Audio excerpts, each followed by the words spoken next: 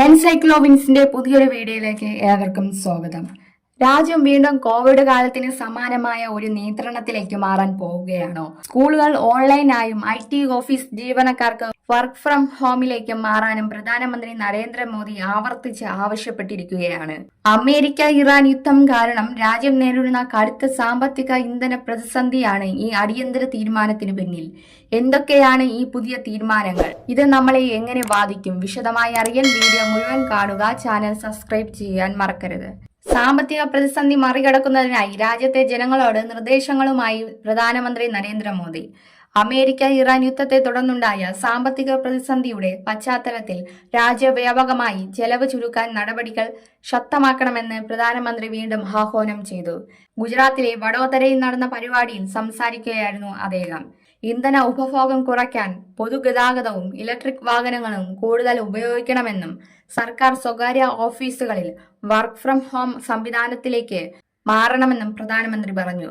വിദേശ നാണയ ശേഖരത്തിനും ഇറക്കുമതി ആശ്രയത്വത്തിനും മേലുള്ള സമ്മർദ്ദം കുറയ്ക്കുവാൻ ജനങ്ങളുടെ കൂട്ടായ പങ്കാളിത്തം അനിവാര്യമാണ്. യുദ്ധാവസ്ഥ തുടരുന്നതിനാൽ ആഗോള വിതരണ ശൃംഖലകൾ തകരാറിലായതും ഇറക്കുമതി സാധനങ്ങളുടെ വില കുത്തനെ ഉയർന്നതുമാണ് ആശങ്കയുണ്ടാക്കുന്നത്.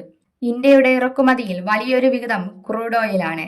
എണ്ണ വിതരണം ചെയ്യുന്ന മേഖലകൾ ഇപ്പോൾ സംഘർഷത്തിന്റെയും അനിശ്ചിതത്വത്തിന്റെയും പിടിയിലാണ്. അതിനാൽ സ്ഥിതി സാധാരണ നിലയിലാകുന്നതുവരെ രാജ്യത്തിന്റെ താൽപര്യത്തിനായി എല്ലാവരും സഹകരിക്കണം. ഒരു വാഹനത്തിൽ കൂടുതൽ പേർ യാത്ര ചെയ്യണം. ഡിജിറ്റൽ സാങ്കേതികവിദ്യ നിരവധി കാര്യങ്ങൾ എളുപ്പത്തിലാക്കുന്നുണ്ട്.